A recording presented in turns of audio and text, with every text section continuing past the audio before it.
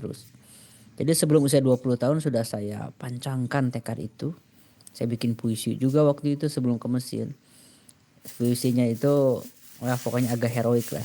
Saat itu saya buat, saya orasikan di depan para peserta training di depan kawan-kawan BEM. Waktu itu saya jadi ketua BEM kan di Bandung itu. Saya akan ke Mesir, saya akan balik lagi bagi Indonesia, ini akan saya lakukan. Waktu itu saya tulis. Nah sejak saat itu saya fokus. Walaupun awalnya Anda tahu saya cita-cita pertamanya ada yang bisa nebak gak? Yang udah tahu pernah dengar saya di camping Elite Circle nggak perlu bilang. Tapi bagi yang baru pertama kali interaksi, ada yang bisa menebak nggak? Saya yakin Anda nggak bisa nebak tuh. Apa kira-kira yang paling saya inginkan? Dosen. Dosen ya? Jadi tentara. Hah? Tentara? Oh, Anda udah tahu, udah denger itu. Nah itu cita-cita saya. Jadi tentara. Bahkan sampai nih beberapa tahun terakhir lah ya. Saya bilang ke istri saya sebelum saya ke Edinburgh ini ya. Andaikan ada kesempatan saya untuk jadi tentara, saya rela meninggalkan semua yang saya sekarang sedang jalani, mau itu bisnis, mau itu ngisi training. Saya tinggalkan semuanya, saya masuk tentara. Saya mau jadi tentara. Itu yang saya inginkan sejak kecil ya. Nah, tapi kan saya tidak segagah Yusran ini, tidak segagah siapa lagi nih, apa Bang Komandan Andrian Rafiza ini. Jadi nggak masuk tentara saya. Nah, tapi itu kan terus berproses orang itu ingin ingin jadi apa, itu dibentuk oleh lingkungan. Kita tahu bakat kita apa, minat kita apa, dan minat saya terhadap tentara sangat tinggi sekali. Terus setelah itu, setelah makin berkembang akhirnya di masa-masa SMA, di masa kuliah mulailah terbentuk, wah sepertinya inilah RKU inilah yang harus saya kejar. Saya mulai fokus sehingga sejak saya menuliskan RKU sampai hari ini, insya Allah saya tidak terdistraksi sedikit pun. Bahkan setiap proses pendidikan baik itu kuliah S1, kuliah ke Manchester, kuliah ke Paris, pulang ke Indonesia dan kuliah lagi ke sini, semuanya adalah puzzle-puzzle yang insya Allah saya kumpulkan terus, nanti akan terlihat big picture-nya one day. You will see insya Allah. Kalau Allah mengizinkan, bismillah. Nah, karena saya sudah mengamalkan untuk fokus terhadap RKU. RKU-nya belum tercapai. Tapi saya fokus, dedicated menuju RKU saya. Makanya saya yakin bahwa ini adalah jalan yang kuat. Anda akan punya fokus. Anda akan punya fokus, tidak mudah terdistract. Nah, ketika Anda sekarang sudah menulis RKU-nya masing-masing, mantap. Ini adalah starting point yang tepat bagi Anda semua. Tinggal bertahun-tahun ke depan, kita perlu menerjemahkannya menjadi life strategy. Life strategy itu apa?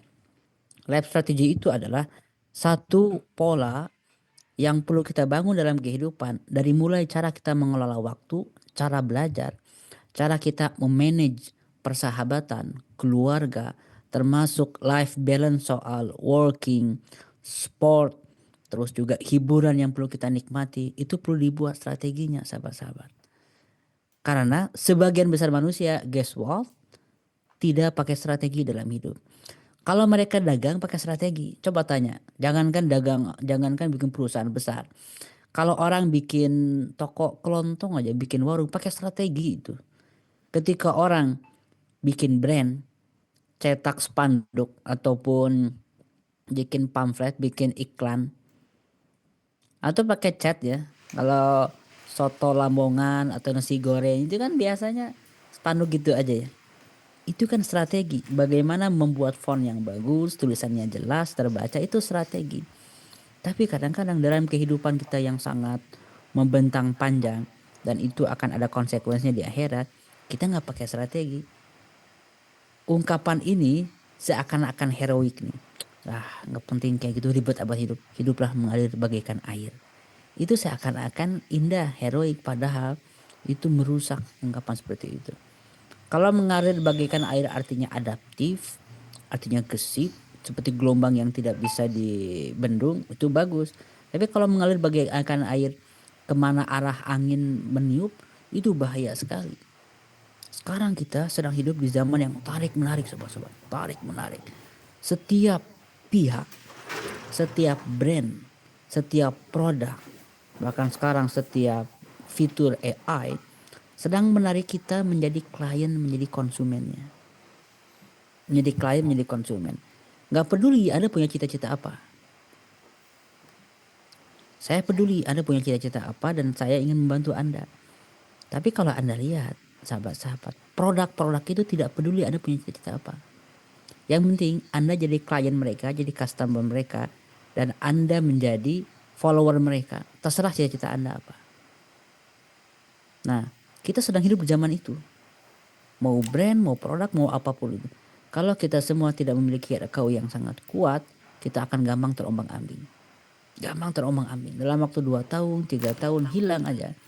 Saya sudah terlalu banyak mendengar statement seperti ini.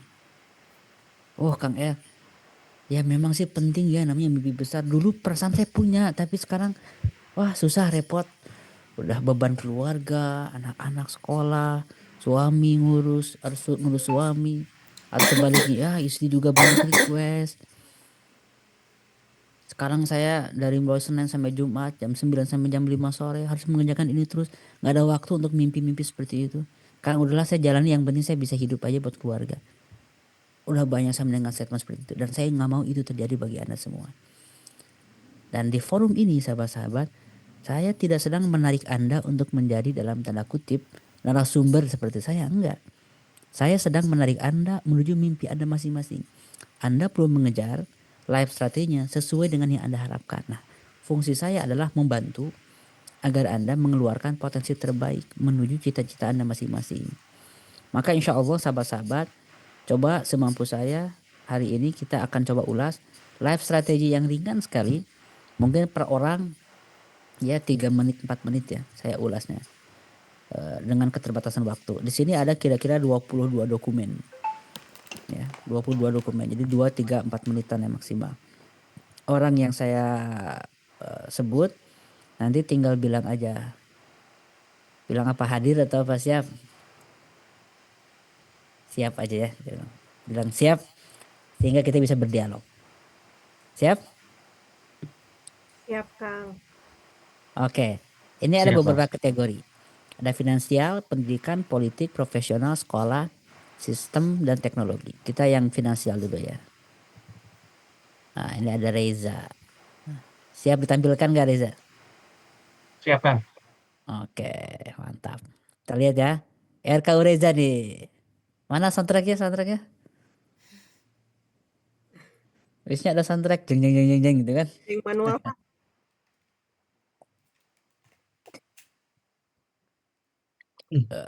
Baik. Nah, ini RKU Reza, sahabat-sahabat. Langsung saja ke sini. Oh, ini lihat. Dia bikin Reza ini sampai bikin role modelnya siapa saja, permasalahan umat. Lengkap ini, lengkap ini lebih banyak dibanding yang kita request. Mengidentifikasi macam-macam role modelnya siapa. Tapi ini next step lah role model ya.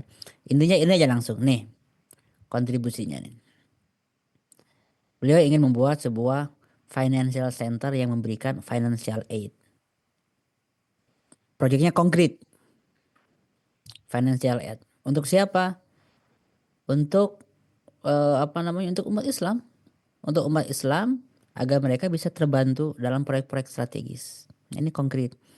Nah, punya cita-cita kayak gini berarti berapa kira-kira income yang dibutuhkan oleh Reza? Bukan jutaan, miliaran per bulan, bukan per tahun. Kenapa? Karena banyak yang dibantu. Nah, tinggal ke depan sobat-sobat, kalau ada orang-orang yang punya cita-cita seperti ini, yang dia butuhkan adalah tangga-tangga kemakmuran finansial yang konkret setiap tahunnya. Angka valuasi perusahaannya. Maka Anda semua, ini khusus bagi Ahriza dan orang-orang yang sama visinya seperti ini. Kalau Anda punya target memberikan finansial yang sangat tinggi bagi umat manusia lah ya, bukan hanya umat Islam. Maka Anda harus memiliki tangga kemakmuran finansial setiap tahunnya harus naik. Mau nggak mau, nggak ada gitu. Ah yang penting saya bermanfaat walaupun nggak kaya. Nggak bisa, Anda harus kaya sekali. Anda harus kaya sekali kalau memang menargetkan RKU-nya di bidang ini. Maka Anda semua harus Jelas sumber income dari mana dan sebetulnya cara agar kita itu mendapatkan income yang kita harapkan itu dengan menargetkannya. Kalau per bulan saya dapat income misalnya 1 miliar cash, 1 miliar nih income pribadi. Lalu Anda sekarang pekerjaannya itu dapat 20 juta per bulan. Nah, dari mana tuh 980 juta lagi? Nah, banyak orang berpikir hanya punya cita-cita tapi tidak membuat life strateginya. Misalnya nih, Ahriza yang saya tahu adalah pengusaha teh, ya enggak?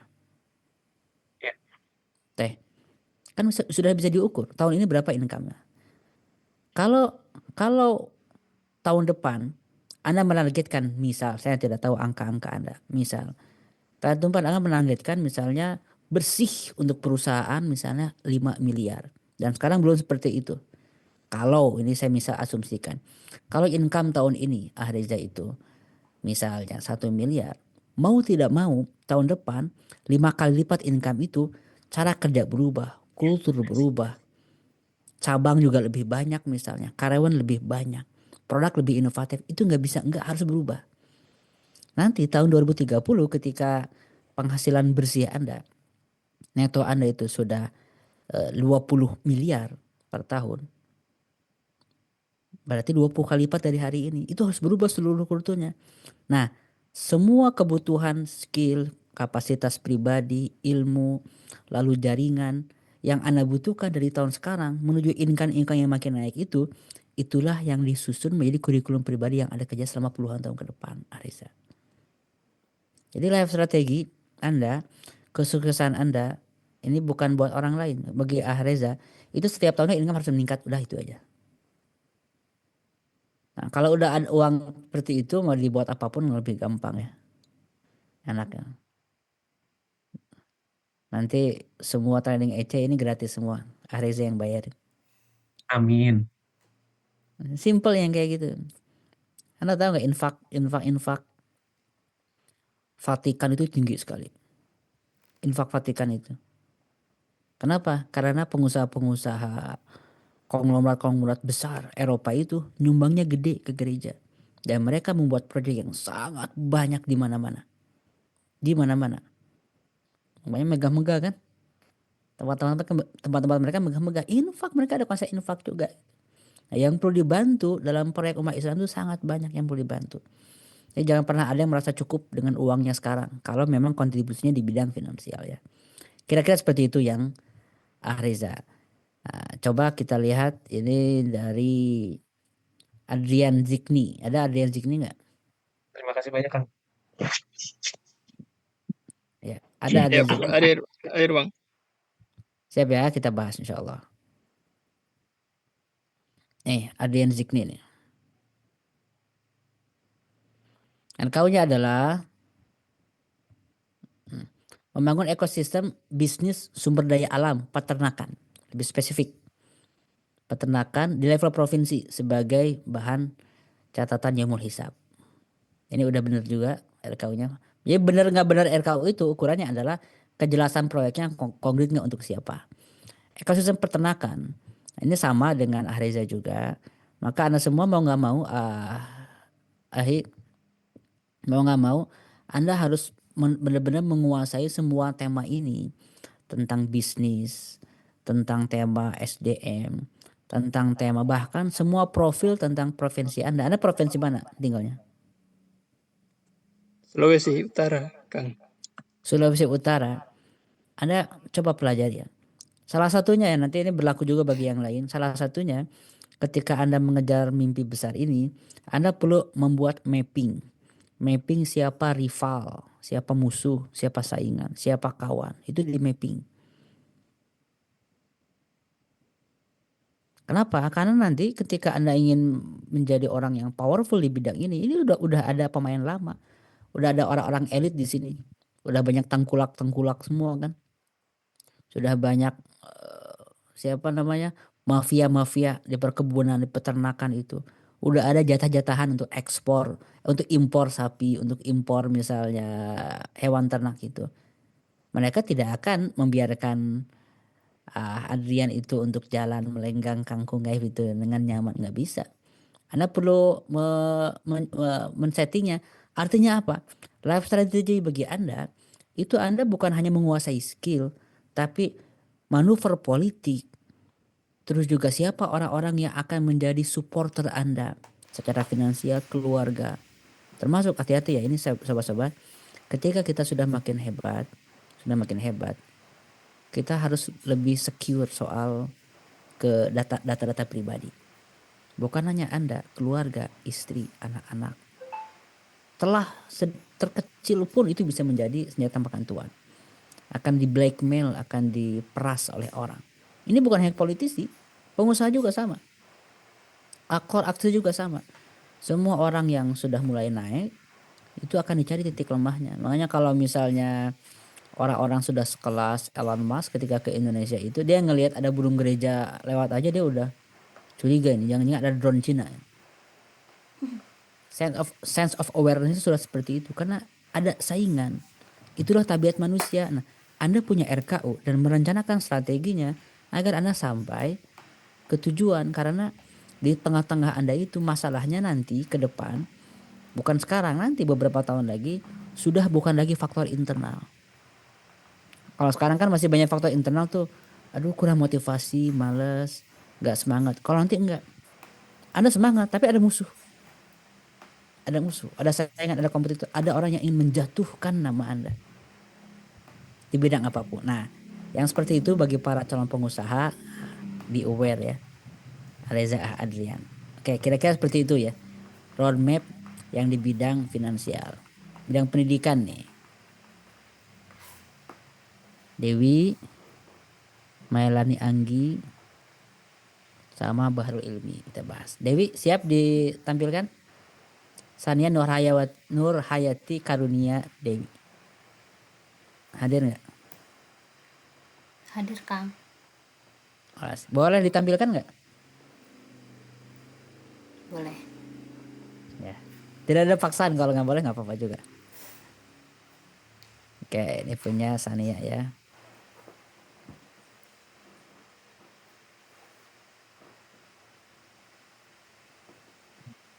Ini sebetulnya kalau waktu panjang itu diulas, saya ulas satu-satu dari mulai talentnya, bakat, minat sampai menjadi RKU-nya. Tapi oke lah, saya percaya Anda semua sudah merumuskan ini dengan matang, berikhtiar, istikharah sampai muncullah RKU ini.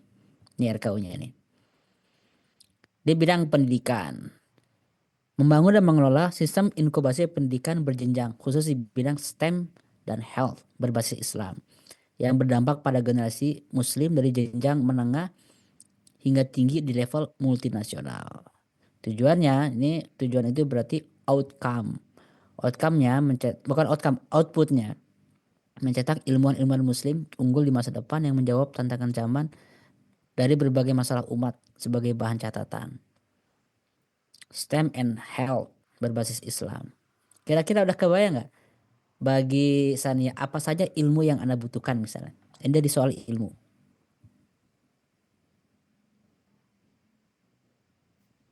Tentunya dari R&D skillnya juga harus matang, Kang.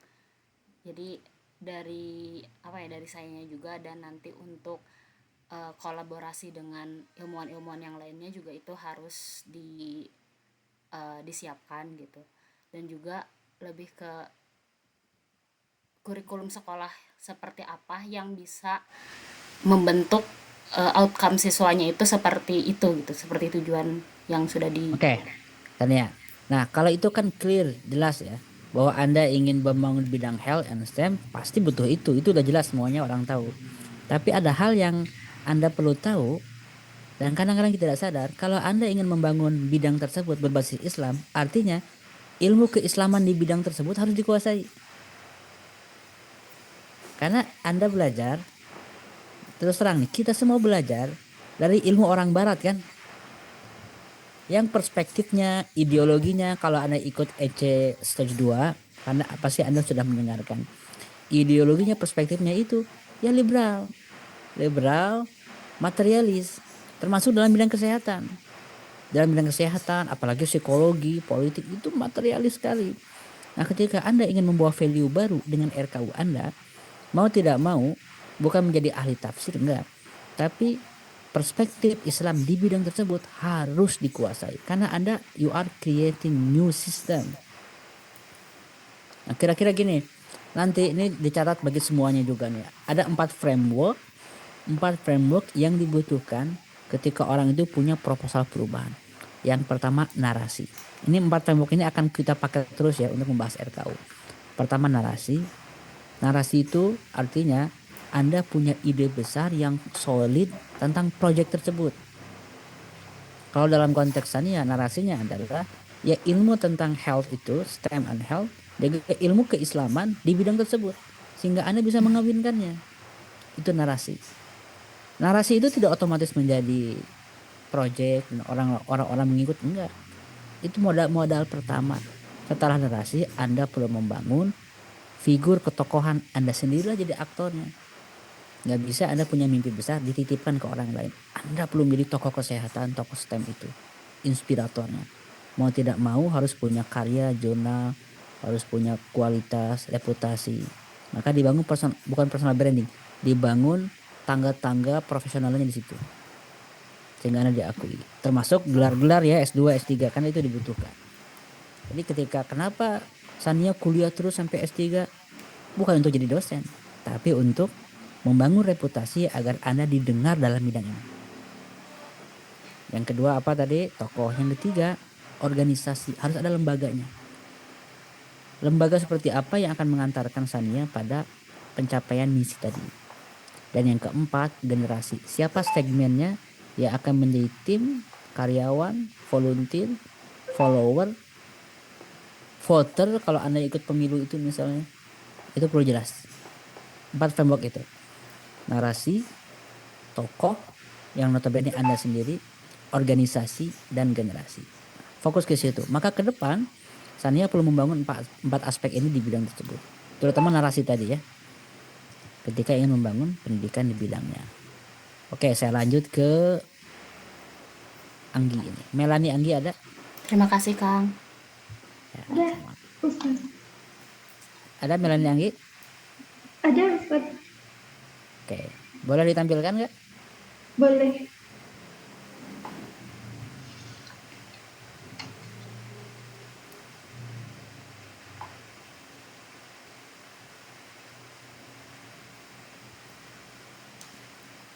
Ini ya, Melani Yulia Sianggi ya? Iya, Ustaz. Oke. Ekosistem riset yang melahirkan 2000 peneliti muslim profesional dengan hasil riset yang menjadi pelopor acuan kebijakan yang rahmatan lil alamin yang berdampak bagi alam dan umat di level global. Oke. Nah, di sini idenya jelas 2000 peneliti muslim profesional. Riset menjadi acuan kebijakan. Pertama saya ingin coba kritisi dulu. Melani perlu spesifikan ekosistem melahirkan 2000 peneliti itu peneliti di bidang apa? Kenapa? Kayak misalnya tadi ya, Sania. Untuk melahirkan misalnya tokoh-tokoh peneliti di bidang STEM kesehatan aja, udah betapa banyak ilmu sederet skill yang perlu dikuasai oleh Sania. Ya enggak? Apalagi kalau ini ingin melahirkan di berbagai bidang. Sebagai founder harus menguasai seluruh ilmunya, nah, itu susah. Jadi saran saya, ekosistem risetnya udah benar. Proyeknya adalah ekosistem riset. Tapi perlu pilih satu aspek yang akan Anda perdalam. Jangan semuanya digarap. Peneliti itu di bidang apa? Apakah di bidang lingkungan? Apakah di bidang kesehatan? Bidang politik? Profesional di bidang apa? Kebijakan bagi siapa? Bagi Indonesia, bagi dunia. Harus konkret, harus jelas. Jadi saran saya, Melani, pertajam lagi ekosistem riset ini melahirkan penelitinya di bidang apa, risetnya apa. Karena jangan semuanya digarap. Dan RKU kita memang tinggi, tapi tinggi secara konkret di bidang spesifik. Beda dengan tinggi, saya ingin menciptakan perubahan besar bagi umat manusia, bagi para pemuda seluruh dunia. Ya tinggi, tapi namanya vague. Vague itu samar. Bagi siapa? Nah, jadi Anda coba pertajam ininya. Tinggal ini aja, mau di bidang apa itu jelas kalau udah ada di bidangnya. Oke? Baik, Bagaimana? Ustaz. Nanti setelah Anda sudah menentukan bidangnya, sama kayak yang saya bilang ke Sania, Anda pilih bidang di bidang tersebut, ilmu-ilmu yang relevan, kuasai ilmu keislaman di bidang tersebut, lalu cari organisasinya, bangun organisasi, Anda bangun personal branding di bidang itu. Kalau sekarang di sini, Anda harus kuliah apa? Bingung kan? Kuliah apapun bisa ini. Tapi sudah spesifik di bidang ini, saya perlu menjadi ahli di situ. Karena saya perlu jadi tokoh di bidang tersebut. Misal, punya gambar nggak bidang apa sekarang? Sudah saya sebutkan di atas, Ustaz. Di bidang computational material dan molecular physics. Oh, udah ada. Nah, ini dituliskan di sini. Nanti bidang molekulernya dituliskan di situ ya. Baik, Ustaz. Nah, oke. Nah, ini kan udah jelas nih. Oke. Sorry, saya ralat ya statement saya. Ini nanti dituliskan di RKU-nya. Kalau